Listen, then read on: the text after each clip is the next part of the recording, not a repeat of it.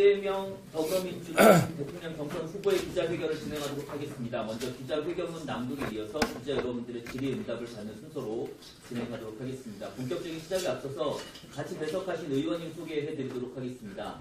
삼선 국회의원이십니다. 유승희 의원님 같이 참석해주셨습니다. 잘 부탁드립니다. 이 얘기는 괜찮지? 갑자기 왜 이렇게 소심하게 변하지? 소심하게 됐어요. 네. 먼저 기자회견 낭독을 하도록 하겠습니다. 네, 반갑습니다. 이재명 민주당 대통령 경선 후보입니다. 광주 정신으로 민주당 경선을 점령해 주십시오. 존경하는 광주 시민 여러분, 더불어민주당 대통령 경선 후보 기호 1번 이재명입니다.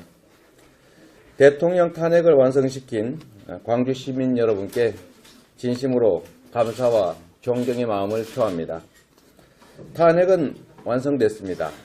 하지만 공정국가 건설을 위한 적폐청산은 지금부터 시작입니다. 박근혜 전 대통령은 탄핵에 승복하지 않고 있습니다. 친일 부패 독재 세력은 반격을 준비하고 있습니다. 무엇보다 우리 내부에서 새로운 위기가 나타나고 있습니다. 공정국가 건설을 위한 적폐청산의 위기가 찾아오고 있습니다. 안희정 후보가 적폐 세력과의 대연정 주장을 여전히 고수하고 있습니다. 대한민국의 일대 혁신을 위해서는 청산의 아픔을 감수해야 합니다. 그런데 안 후보는 청산되어야 할 적폐 세력과의 원칙 없는 통합 대연정을 계속 주장하고 계십니다. 청산 대상과 권력을 나누고 연립정부를 구성하겠다는 대연정은 촛불 민심과 광주 정신에 명백히 어긋납니다. 민주당의 위기입니다. 문재인 후보의 자문그룹인 10년의 힘 위원회 60명 중에서 무려 15명이 삼성 등 재벌 대기업을 위해 일했던 사람들입니다. 악성 노조 때문에 일자리 창출을 못한다는 전윤철 전 위원장, 주차장 청경의 동사와 최도욱 전 총장 개인정보 유출 관련 의혹을 받는 김익철 전 서초구청장, 5.18 당시에 발포 군인들은 잘못이 없다, 전두환이 발포 명령했다고 볼 수 없다 라고 발언한 전인범 전 특전사령관 등 문제투성이 인사는 일일이 열거할 수 없을 정도입니다. 당의 역할은 사라지고 그 자리에 당 정체성에 맞지 않는 인사들로 채워지고 있습니다. 야권 통합이 또한 위기입니다. 경제민주화의 상징이며 4.13 총선에서 민주당을 이끌었던 김종인 전 대표가 당을 떠났습니다. 이전에도 함께 가야 할 많은 정치인들이 우리 당을 떠났습니다. 이런 분열의 아픈 과거가 공정국가 건설을 위해 반드시 이뤄야 할 야권 연합정부의 길을 어둡게 하고 있습니다. 탄핵은 정치권이 아니라 광장의 국민들이 직접 이루어낸 것입니다. 위기를 극복하고 새로운 대한민국을 만들어가는 길도 결국 국민 속에서 찾아야 합니다. 이재명은 그래서 다음 몇 가지를 제안드리고 또 약속합니다. 첫째, 차기 정부는 인수위 기간 없이 바로 국정을 운영해야 합니다. 그래서 이재명은 후보가 된 후 즉시 당내에 인수준비위원회를 구성하고 국민이 추천하는 국민추천 쇄도우 캐비넷을 구성하겠습니다.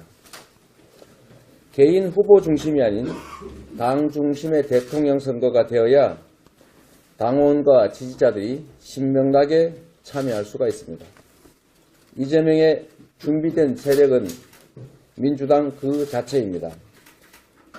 그렇기 때문에 민주당이라는 거대한 정치 세력의 후보는 그 후보의 세력 정도가 아니라 철학과 가치, 실력과 실적이 선택 기준이 되어야 합니다. 해답은 바로 저 이재명이라고 자부합니다. 둘째, 야권과 시민사회, 무엇보다 촛불 시민이 참여하는 대한민국 70년 적폐청산위원회 구성을 제안합니다. 위원회에서는 적폐청산을 위한 차기 정권의 국정과제와 입법과제를 선정하고 세월호 등 가려진 진실의 규명과 책임자 처벌을 위한 구체적인 실천 로드맵을 만들게 될 것입니다. 가치와 의제 중심으로 야권 연대를 이루는 모델이 될 것이며 무엇보다도 야권 연합정부의 밑거름이 될 것입니다. 야권 연합의 적임자는 이재명뿐입니다. 마지막으로 약속드립니다.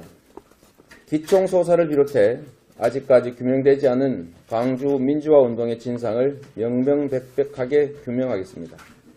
발포 책임자를 반드시 찾아내고 공식 진상보고서를 채택하고 죗값을 치르지 않은 자들에게 마지막까지 책임을 묻겠습니다. 반성 없이 화해가 없습니다. 청산 없이는 통합이 없습니다. 청산의 책임자는 바로 저 이재명입니다. 촛불혁명은 특정 정치인이 아니라 정권교체 자체를 대세로 만들었습니다. 주요 여론지표는 문재인, 안희정, 그리고 저 이재명 누가 후보가 되어도 승리할 수 있음을 보여주고 있습니다. 그렇기 때문에 이제는 단순한 정권교체를 넘어 우리의 삶과 세상이 바뀌는 진짜 교체, 세상 교체를 할 수 있는 후보를 뽑아야 합니다. 저는 상속받은 정치적 유산도 세력도 없이 오로지 개인적 능력과 노력만으로 구체적 실적과 그에 관한 국민의 평가로 이 자리에 왔습니다. 지금 대한민국에서는 약속을 책임지는 대통령, 성과를 만들어내는 유능한 대통령, 야권 통합을 통해 국정개혁을 실천할 수 있는 대통령, 적폐 청산을 통해 진정한 국민 통합을 이루어낼 대통령, 국익을 위해 강대국에도 노라고 말할 수 있는 당당한 대통령이 필요합니다. 해답은 바로 저 이재명입니다. 광주 정신으로 민주당 경선을 점령해 주십시오. 민주당 경선의 광장에서 제2의 촛불혁명을 만들어 주십시오. 반드시 승리하겠습니다. 감사합니다.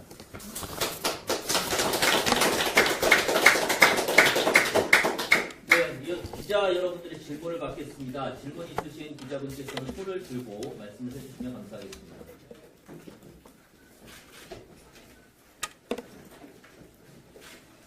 질문 있으실까요? 네, 그렇습니다. 드림의 강경남 기자입니다. 어제 이제 토론에 하셨는데요. 최근 이제 다음 주면 경선이 본격화되는 시점인데 그것과 다르게 계속 후보들을 검증할 수 있는 기회는 많이 마련되지 않고 있어서 시장님은 그동안에 검증 단계가 본격화되면 좀 이렇게 지지율이 오를 거다, 주목을 받을 거라고 자신하셨는데 그와 달리 좀 당 여건이나 경선 진행 상황은 좀 예의치 않은 것 같은데 네. 그런 부분은 어떻게 좀 보고 계십니까? 오늘 저녁에도 광주 시민 1000명이 함께 주최하는 일종의 토론회가 예정되어 있었는데 문재인 후보에 이어서 안희정 후보의 불참으로 결국 그 토론회가 또 무산됐습니다. 그 이전에 민주당의 지방의원협의회가 공동 주최하는 토론회도 역시 문재인 후보의 불참으로 무산됐습니다. 후보 간 토론회에는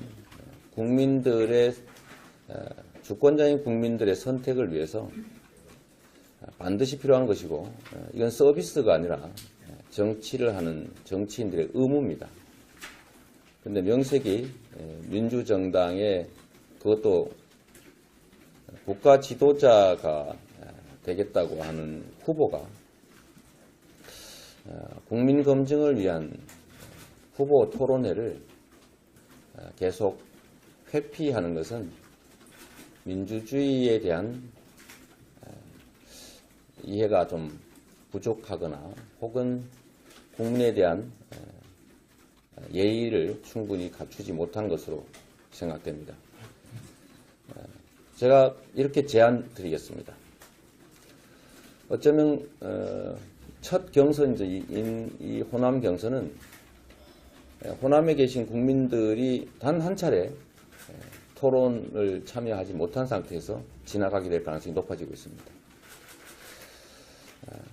제가 어제 토론회에서 말씀드렸던 것처럼 또 문재인 캠프에서 자신 있다고 하시니까 시기, 방법, 절차, 내용 모든 것을 문재인 캠프에 백지위임하고 주제 제한 없이 무제한 토론을 할 수 있도록 준비해 주실 것을 공식으로 제안드리겠습니다. 국민들에게 보여드려야 됩니다. 지금 여론조사상 앞서가고 있기 때문에 뭐 현재 상태를 지키기 위한 그런 시도가 나쁘다고는 생각하지 않습니다. 경쟁하는 입장에서 자신 지키기 위해서 그렇게 할 수 있지요. 그러나 우리가 박근혜 대통령의 토론 회피를 지나치다고 비판했던 것처럼 계속 이런 식으로 그야말로 후보의 내면, 또 후보 자신의 사고, 후보 자신의 정책과 비전, 철학 이런 것들을 알 수 없는 그야말로 깜깜이 경선을 계속 밀어붙이는 것은 민주주의에 대한 저는 역행이다 이렇게 생각합니다. 가능하시면 광주 언론인들께서 한번 초청 토론을 한번 주최해 주시고 그것도 공동 합동 토론을 안 오면 안 오는 대로 질문하는 것 자체도 의미가 있으니까 안 오시는 분들은 빈자리 비워놓고 거기다가 질문하는 하고 답은 없는 것으로 하더라도 이런 방식이라도 한번 기회를 만들어 주실 것을 저희가 부탁을 좀 드리겠습니다. 아무리 생각해도 이건 아닙니다. 이렇게 하는 것은 광주 민심, 민주주의, 국민에 대한 예의가 아닙니다. 네, 또 질문 있으신 기자분 계십니까?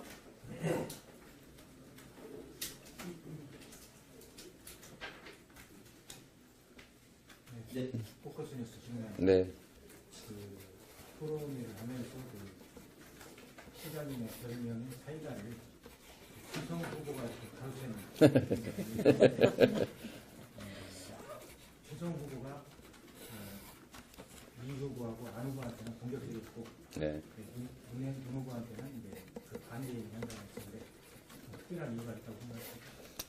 뭐 저는 호위무사 역할을 스스로 자임하고 계시는 것으로 생각되고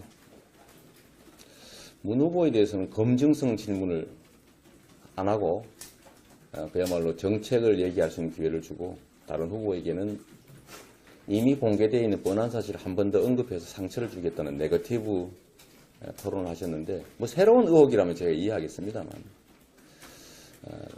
이미 다 확인된 사실들을 뭐 그것도 후보 토론에서 할 수 있겠죠.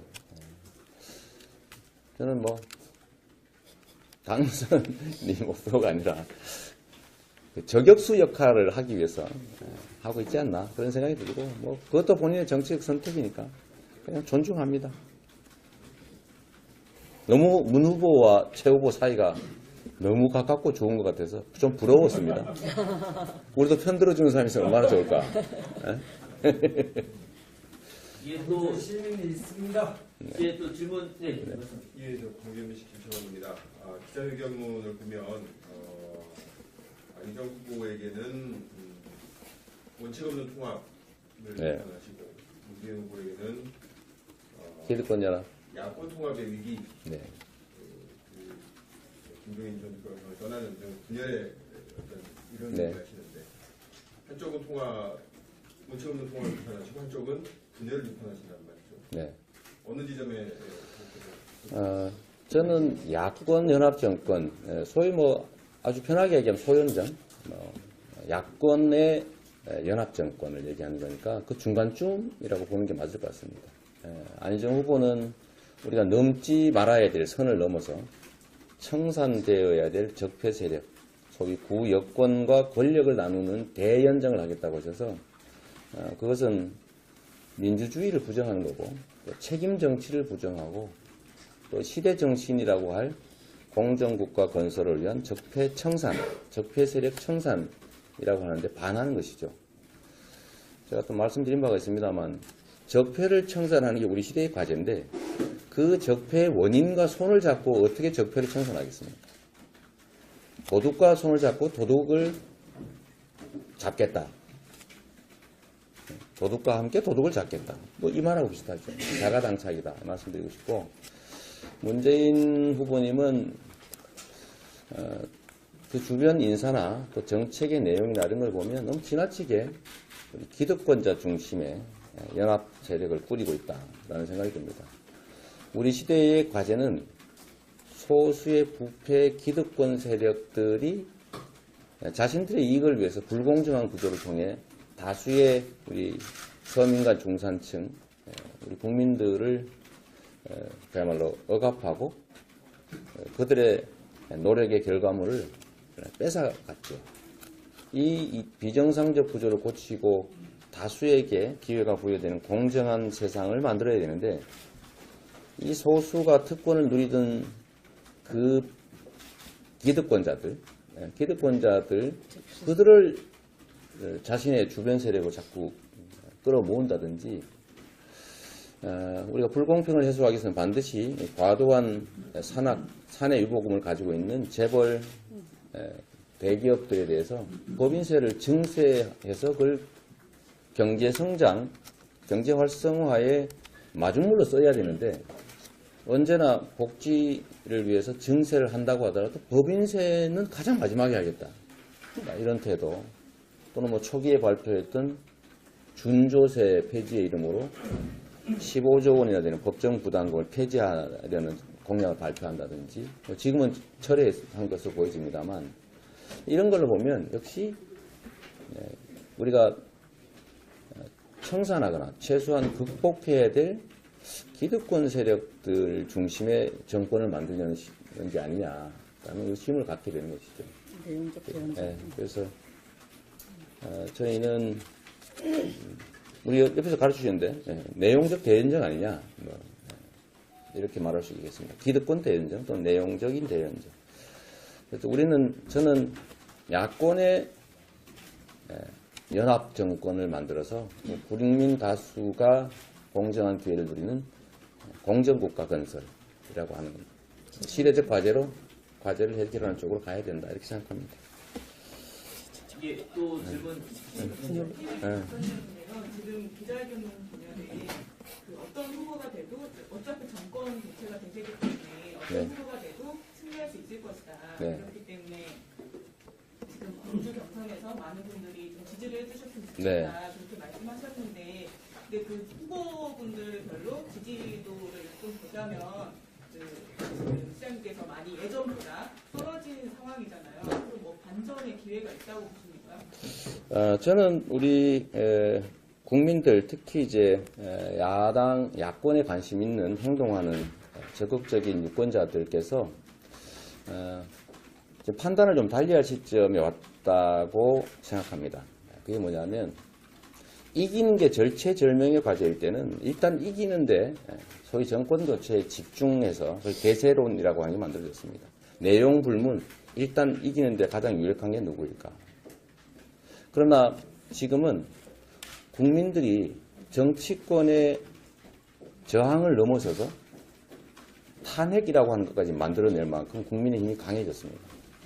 탄핵은 정치인이 한 게 아니라 정치 세력이 한 게 아니라 국민이 한 것이죠. 현장에서. 마찬가지로 정권을 교체해야 된다는 것은 정권 교체가 된다는 것은 정치인의 노력으로 되는 게 아니라 이미 국민의 힘으로 될 수밖에 없는 상황으로 온 거죠. 그게 야권 후보를 합치면 그야말로 60%가 넘어가는 그런 상태로 드러나고 있는 겁니다. 이건 정치인들이 잘해서 만들어낸 결과는 아니죠. 국민이 만들고 있는 겁니다.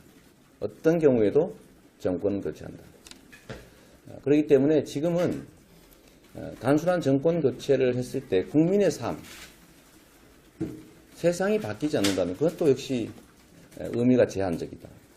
저는 국민들이 새로운, 그야말로 단순한 정권 교체가 아니라 새로운 세상,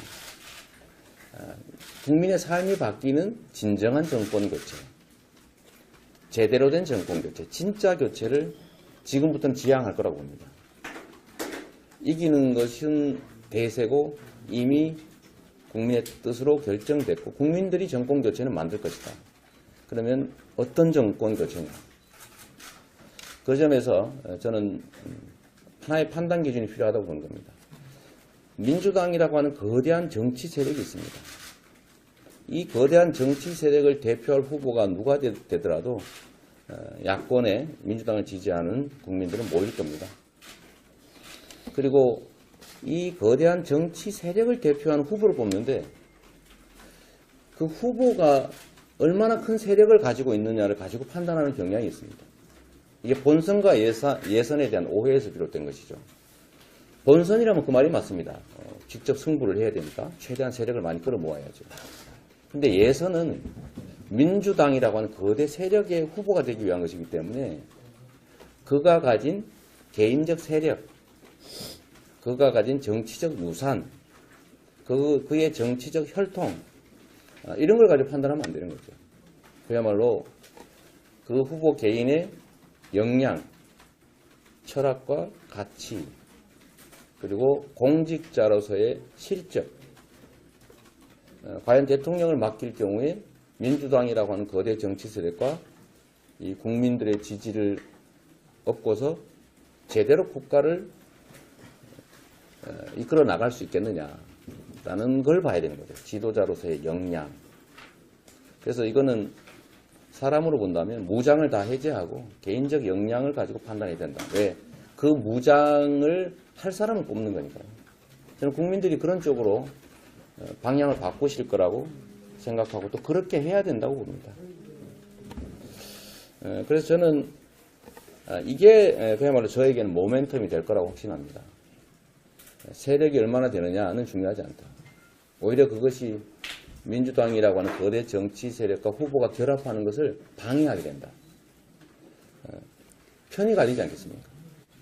그래서 그걸 방해하기 때문에 원래 후보는 최소한의 자기 역량을 개발하고 또 자기를 보여줄 수 있을 정도를 해야지 세력을 대규모로 끌어모아서 당과 다른 그야말로 당 밖의 당을 만들면 당이 선거에 제대로 결합할 수도 없고 정당 정치의 본질에도 반하게 된다. 도가 지나치면. 그 점을 저는 호남의 우리 국민들께서 정치적 판단 수준이 워낙 높기 때문에 이 점을 판단하실 거라고 생각합니다. 네, 또 혹시 질문 있으신 지점이 있습니까? 예, 없으시면 네. 네. 그 오늘 그 국회 민주당 앞에 각 정당들이 개헌안이라는 마련하기로 하기로 했는데 네. 그것에 대한 아, 예.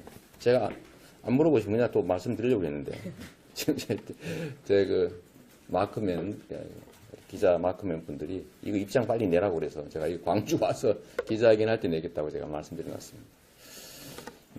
저도 이제 기사를 잠깐 봤는데 저는 입장은 이제 분명합니다. 분권이 강화된 4년 중임 대통령제가 바람직하다. 내용으로는. 그리고 분권은 국가기관 사이에 대통령의 권한이 좀 더 분산되고 지방 분권이 확고하게 좀 강화된 그런 형태를 말합니다. 그 4년 중임의 대통령제. 내용은 그렇고 두 번째로 개헌의 절차는 지금 시간도 너무 없기 때문에 각 대선 후보들이 개헌에 관한 의견과 로드맵을 제시하고 그에 따라서 차기 임기 안에 개헌하는 것이 맞다. 라는 게 제 입장입니다. 지금도 그 입장은 변함이 없습니다. 이 계엄 문제가 그야말로 한두 달 사이에 콩볶아 먹듯이 국민이 아니라 정치인들이 모여서 순식간에 합의해서 처리할 수 있는 문제가 아닙니다. 매우 심각한 중요한 주제여서 국민적 합의 과정이 상당히 좀 필요하고 그러려면 법률상이나 또 사실상 시간이 절대적으로 부족합니다. 이 역시도 아마 현실화되기는 어려울 텐데 정치적 요소가 좀 들어있다는 판단이 듭니다. 네. 또 질문 없으시면 이것으로 기자회견을 모두 마치도록 하겠습니다. 기자 여러분 감사합니다. 네, 감사합니다. 감사합니다. 네. 우리 어떤 김종인 전 대표가 당을 떠났습니다. 이전에도 함께 가야 할 많은 정치인들이 우리 당을 떠났습니다. 이런 분열의 아픈 과거가 공정국가 건설을 위해 반드시 이뤄야 할 야권 연합정부의 길을 어둡게 하고 있습니다. 탄핵은 정치권이 아니라 광장의 국민들이 직접 이루어낸 것입니다. 위기를 극복하고 새로운 대한민국을 만들어가는 길도 결국 국민 속에서 찾아야 합니다. 이재명은 그래서 다음 몇 가지를 제안드리고 또 약속합니다. 첫째, 차기 정부는 인수위 기간을 이재명 더불어민주당 대통령 경선 후보의 기자회견을 진행하도록 하겠습니다. 먼저 기자회견문 낭독에 이어서 기자 여러분들의 질의응답을 받는 순서로 진행하도록 하겠습니다. 본격적인 시작에 앞서서 같이 배석하신 의원님 소개해드리도록 하겠습니다. 삼선 국회의원이십니다. 유승희 의원님 같이 참석해주셨습니다. 잘 부탁드립니다. 이 얘기는 괜찮지? 아니, 갑자기 왜 이렇게 소심하게 변하지? 소심하게 됐어요. 네. 그럼 먼저 기자회견 네. 낭독을 하도록 하겠습니다. 네, 반갑습니다. 이재명 민주당 대통령 경선 후보입니다. 광주 정신으로 민주당 경선을 점령해 주십시오.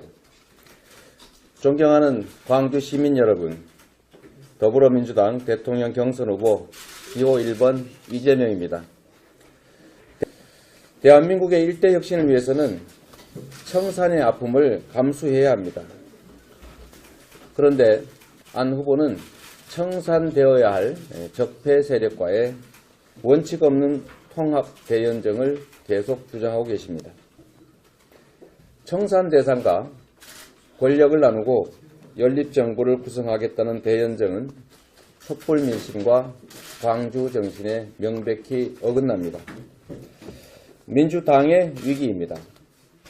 문재인 후보의 자문그룹인 10년의 힘 위원회 60명 중에서 무려 15명이 삼성 등 재벌 대기업을 위해 일했던 사람들입니다.